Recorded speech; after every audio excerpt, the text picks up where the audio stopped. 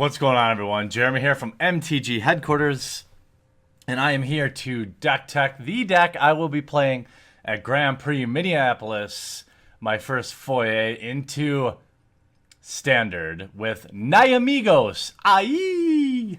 Aptly named by Brassius from Stream. Started out as kind of the standard Naya build, going around in Standard, but it definitely has become unique to me now. So in the main board, we've got 2 copies of Declaration in Stone. And I should say, if you've been on my stream the last 2 days, you will have witnessed close to a 75% win match rate. Granted, that was an open play, so I think if I was playing leagues, that probably would have went down. But I'm also not the best player. So I feel like I've been doing really well with this deck. If you want to know how it's been playing, we've got 2 Oath of Gideon, 2 Gideon Ally of Zendikar, a single copy of Archangel of Avacyn, and 2 Secure the Wastes. Actually, let's actually do this by converted mana cost because that actually makes sense and not the garbage that I was doing.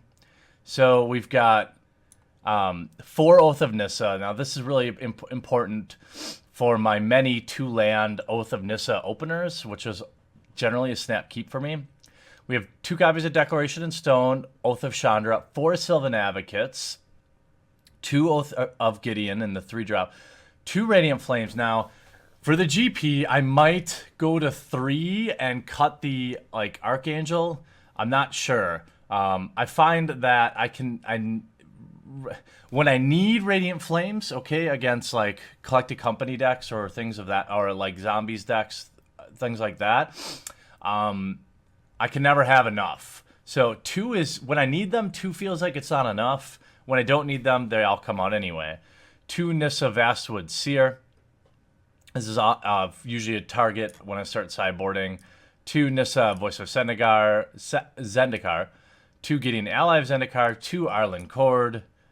3 Nahiri. Now, Nahiri went from 2 to 3 after the mill deck started coming around.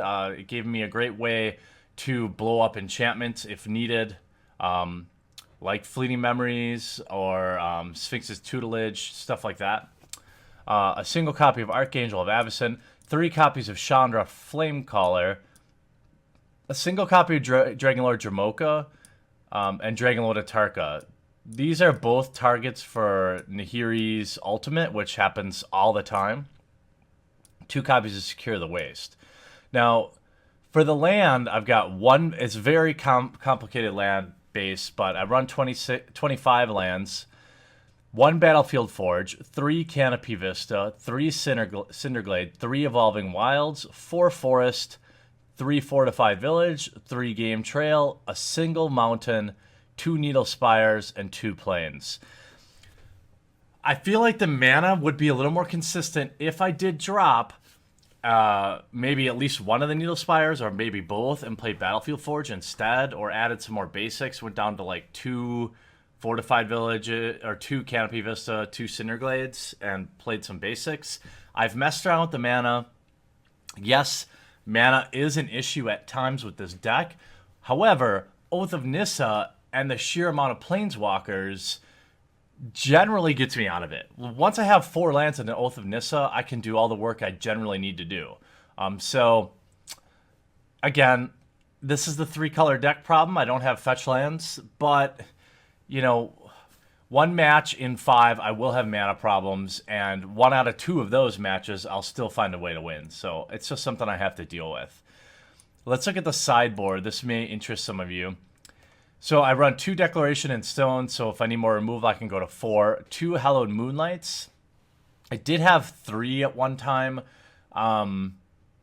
Again, I don't know about this right now. 2 copies of Clipped Wings, because I do have trouble against Silumgar decks, like heavy removal decks that play Silumgar, or other hexproof flyers, or things like that. So I'm running 2 copies of Clipped Wings. In the zombie decks, people are running Gerhoff's Masterpiece or whatever. Works good for that. 2 copies of Angelic Purge. Now, Declaration in Stone and Angelic Purge are particularly helpful for me because I get to exile things, and that's relevant especially against people that play like Relentless Dead and stuff like that. 2 Pious Evangel. This is kind of my own flavor. Well, the stream and I put it together in here. Against really aggressive decks, it's not bad to be gaining life every time you play a creature. I do have the ability to make a lot of tokens, things like that. And when I do flip it, it's also a very extremely powerful ability. So that's something unique that I bring into the GP. Another copy of Archangel Avacyn, so I can go to 2 if I need, 3 Planar Outburst, and 1 Linvala the Preserver. Now, I was playing with the... what is it called? The 6 or 7 drop now that exiles everything, and that is obviously better. But usually when I'm getting overrun by like the Rakdos, Goblin Dark Dwellers value deck, I need to blow up the board a lot sooner than 6 or 7 mana. So Planar Outburst is better in that situation. Decks this deck has a problem with is pre-board against Collected Company. That's the deck I really generally wish I had 3 copies of Radiant Flames. I can struggle against Eldrazi with Eldrazi Displacer, but again, that's a coin flip. Most of the struggles I have with this deck end up being a coin flip, so I guess you can't ask for any better than that, right? I don't want to make any huge changes. Right before the GP on Friday during testing, I may cut Arlen Cord for like a 3rd copy of Radiant Flames and then a 2nd copy of Archangel in the main or something like that, or cut Arlen Cord for like Tireless Tracker. I don't know. Arlen is good, but she doesn't win the game for me often, and she's not that powerful. I don't know.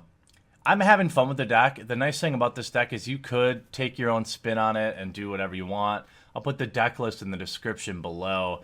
So wish me luck over at GP Minneapolis, and I hope you guys have a great day. What's up, and thanks for watching this video. I produce all different kinds of content, so if you haven't yet, click on my face to subscribe. If you want to watch more videos, I've got some sweet playlists, including this one, where I open up every fat pack ever created. I've also got this one over here where I open just about anything vintage and old and expensive for your enjoyment. And all this is made possible by the awesome backers at our Patreon, which is linked in the description of every video. Hop on over there, check it out, see if it's something you might want to consider. If not, sit back, enjoy, and I'll still love you.